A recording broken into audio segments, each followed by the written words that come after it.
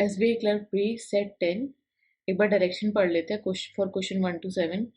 Read the passage carefully and answer the questions given below. Passage को ध्यान से पढ़ना है अच्छे से, और जो उसके नीचे क्वेश्चंस है उनको आंसर करना है, ठीक है। सो क्वेश्चंस पे चलने से पहले एक बार पैराग्राफ को पढ़ लेते हैं, थोड़ा सा समझ लेते हैं, पैराग्राफ की थीम समझ लेते हैं, टोन समझ लेते हैं, ठीक है, जिससे कि आंसर करने में आसानी हो। पैराग्राफ 1 बात कर रहे हैं। पैराग्राफ 1 में ऑथर बात करता है कि जो इलेक्ट्रिसिटी रूल 2020 में लाया गया था यूनियन पावर मिनिस्टर के द्वारा, क्या वो एक्चुअली लोगों तक पहुंचा है, क्या कंज्यूमर्स तक वो पहुंच पाया है, ठीक है।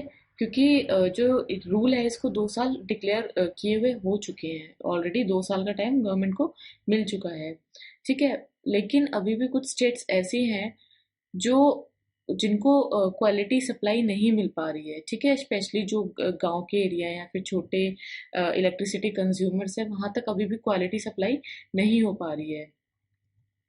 और जो रूल है ये एम्फेसाइज करता है, मतलब कि जोर डालता है इस चीज़ पे, और national minimum standard for performance parameter of electricity distribution companies, जो डिस्ट्रीब्यूशन कंपनीज है उनका एक मिनिमम स्टैंडर्ड परफॉर्मेंस पैरामीटर का, कि किस कंपनी का कितना परफॉर्मेंस अच्छा है इलेक्ट्रिसिटी सप्लाई में, क्वालिटी इलेक्ट्रिसिटी सप्लाई में, ठीक है।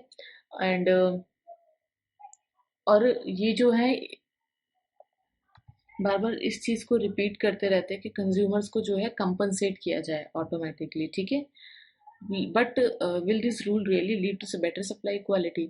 लेकिन क्या इस रूल से जो बेटर क्वालिटी सप्लाई है वो हो पा रही है एक्चुअली? पैराग्राफ 2, पैराग्राफ 2 में बात कर रहे हैं ऑथर कि ये जानने की ज़रूरत है कि जो क्वालिटी सप्लाई है, ठीक है, पावर क्वालिटी सप्लाई जो है पावर की, वो पहली रिस्पॉन्सिबिलिटी है स्टेट्स की और डिस्कम्स की, ठीक है।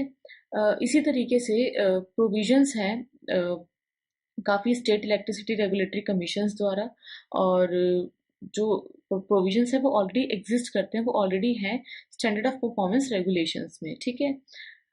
ये जो रेगुलेशंस हैं ये पिछले 2 दशकों से हैं स्टेट्स में, काफ़ी सारे स्टेट्स में हैं, ठीक है। ये इसलिए नहीं हो रहा है कि रूल रेगुलेशन की कमी है, कि क्वालिटी सप्लाई नहीं जा पा रही है। क्वालिटी सप्लाई में जो कमी हो रही है वो रूल रेगुलेशन की वजह से नहीं है, ये जिस वजह से वो क्या है, अकाउंटेबिलिटी की वजह से, ठीक है। Accountability system to enforce them, कि किसकी अकाउंटेबिलिटी है, किसकी जवाबदेही है वो उनको एनफोर्स करना, उनको लागू करना, किसकी जिम्मेदारी है ये, ठीक है। लेकिन अनफॉर्चुनेटली ना ये रूल्स और ना ही कोई पिछले जो एफर्ट्स लगाए गए हैं, जैसे कि national tariff policy, the proposed electricity act amendments और वेरियस कमेटी प्रोसेसेस द्वारा, ठीक है, वो अकाउंटेबिलिटी का जो कंसर्न है, जो अकाउंटेबिलिटी की चिंता है कि जवाबदेही किसकी होनी चाहिए, वो आज तक उस चीज़ को एड्रेस नहीं कर पाए हैं, ठीक है। नेक्स्ट चलते हैं पैराग्राफ 3 की तरफ। पैराग्राफ 3, पैराग्राफ 3 में मेंशन है कि जो पावर सप्लाई की बात की थी 24 घंटे, मतलब राउंड द क्लॉक का मतलब होता है ऑल डे एंड नाइट, क्या वो हो पा रहा है, ठीक है। वो स्टेट रेगुलेशंस में मिसिंग है, ऐसा नहीं है स्टेट्स में, but there are doubt on efficiency of automatic compensation payments. लेकिन यहाँ पे जो ऑटोमेटिक कंपनसेशन पेमेंट्स की बात हुई थी पावर सप्लाई ना होने पर, ठीक है, उसके एफिकेसी पे डाउट है कि वो एक्चुअली हो भी रहा है कंपनसेशन या नहीं हो पा रहा है। ये इसलिए हो रहा है क्योंकि पावर सप्लाई की इनएडिक्वेटली मॉनिटरिंग होती है। इनएडिक्वेटली मतलब कि जितनी सफिशिएंट मॉनिटरिंग होनी चाहिए, सफिशिएंट मॉनिटरिंग नहीं होती है वहाँ पे, ठीक है। मॉनिटरिंग होता है ऑब्जर्व करना चीज़ों को, मॉनिटर होता है ना, मॉनिटर क्लास में भी मॉनिटर होते हैं जो देखता है बच्चों को कि कौन क्या कर रहा है कैसे, ऐसे उसको मॉनिटरिंग बोलते हैं। पावर सप्लाई में भी मॉनिटर करने वाला कि पावर सप्लाई हो रही है नहीं हो रही है, कितनी क्वालिटी की पावर सप्लाई हो रही है, कितने आवर्स के लिए हो रही है, ठीक है। तो जो पावर सप्लाई की मॉनिटरिंग है वो इनएडिक्वेट है, इनसफिशिएंट है, ठीक है। अब ये क्लियर नहीं है कि पावर सप्लाई की जो फेलियर है, जो पावर सप्लाई फेलियर है, मतलब पावर सप्लाई नहीं हो पा रही है या क्वालिटी में कोई कमी है, सो उसको रिकॉर्ड कैसे किया जाए, ठीक है। तो इसलिए ये जो सीरियस कमिटमेंट है, कि जो कमिटमेंट होता है लेकिन पूरा नहीं होता, उसमें कंपनसेशन की ज़रूरत है, ठीक है। और ये जो कंपनसेशन है इनको भी पूरा करने के लिए सीरियस कमिटमेंट की ज़रूरत है, ठीक है। अब एग्जाम्पल की अगर बात करें तो गवर्नमेंट रिपोर्ट में रूरल एरियाज में क्या हुआ था, 20 RC सप्लाई हुई थी पावर की, ठीक है, अगस्त 2020 में। ठीक है, तो इससे क्या हुआ, करोड़ों का कंपनसेशन बनना चाहिए, लेकिन एक्चुअल जो अमाउंट पेड हुआ था वो सिर्फ कुछ लैक्स में हुआ था, हर स्टेट में, ठीक है, पूरे साल में। और जिन लोगों को कंपनसेशन मिला उन लोगों में वो लोग भी इन्वॉल्व थे जो रिसोर्सफुल थे और जो कंप्लेंट्स अपनी हायर लेवल तक लेके गए, यानी कि लोअर लेवल वाले सोचे कितनी कंप्लेंट्स ऐसी थी जो रिकॉर्ड नहीं हुई थी, और फिर जो हायर लेवल पे जाके कंपनसेट नहीं कर पाई, या कंपनसेशन नहीं ले पाई। तो ज़रूरत जो है, एक स्ट्रॉन्ग अकाउंटेबिलिटी प्रोविजन की ज़रूरत है। एक अकाउंटेबिलिटी होनी चाहिए, किसी की जवाबदेही होनी चाहिए, किसी की रिस्पॉन्सिबिलिटी होनी चाहिए कि पावर सप्लाई को लेके, क्वालिटी को लेके, ठीक है। नेक्स्ट चलते हैं पैराग्राफ 4 की तरफ।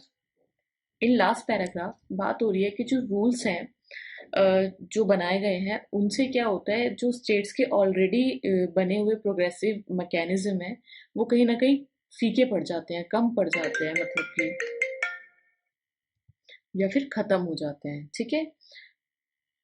अब एक केस कंसीडर कर लेते हैं कि इलेक्ट्रिसिटी मीटर से रिलेटेड कंप्लेंट की एक केस था, जिसमें कि ये रूल्स ये बोलते हैं कि जो मीटर्स हैं वो 30 डेज में टेस्ट हो जाने चाहिए, ठीक है। जब कंप्लेंट आती है तो उसके कंप्लेंट के 30 डेज में ही मीटर की चेकिंग हो जानी चाहिए।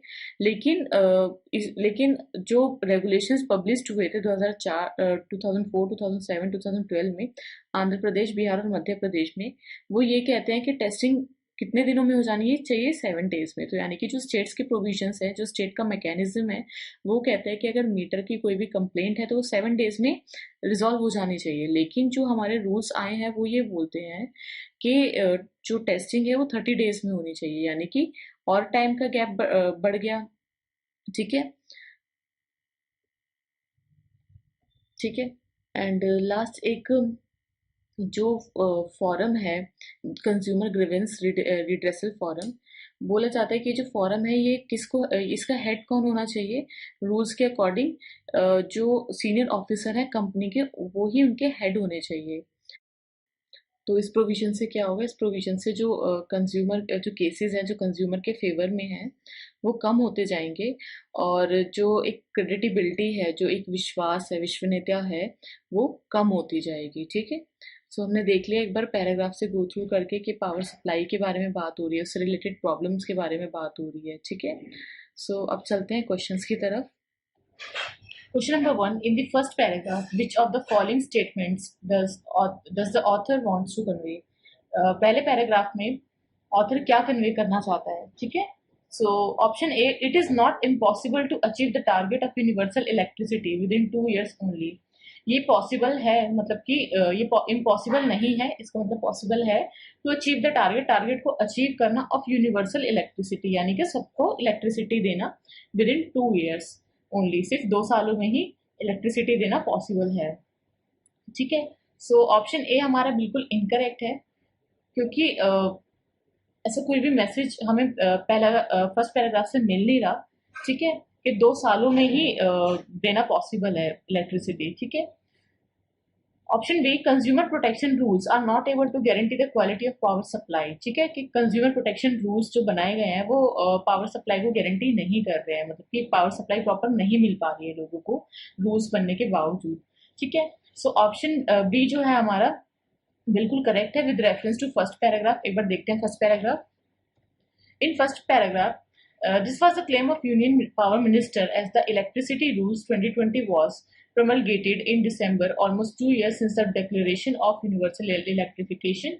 Many states have not been able to provide quality supply, especially to rural and smaller electricity consumer. यानी कि rules आने के बावजूद भी जो कुछ स्टेट्स हैं वो अपनी क्वालिटी सप्लाई प्रोवाइड नहीं कर पा रही हैं, ठीक है, स्पेशली रूरल और स्मॉल इलेक्ट्रिसिटी कंज्यूमर्स को, ठीक है।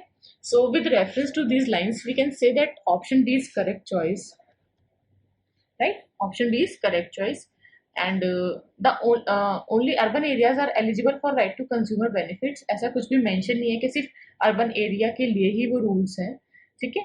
Option D, the government has fulfilled all it's promises made for the proper quality power supply. Government ने क्या किया, अपने सारे प्रोमिसेस को फुलफिल किया है, पूरा किया है क्वालिटी पावर सप्लाई करने के लिए। ठीक है, तो ऐसा नहीं हुआ है क्योंकि अभी भी स्टेट्स में सप्लाई नहीं पहुंची है काफी सारे स्टेट्स में। सो ऑप्शन डी भी हमारा इनकरेक्ट हो जाएगा। So correct choice is option number B.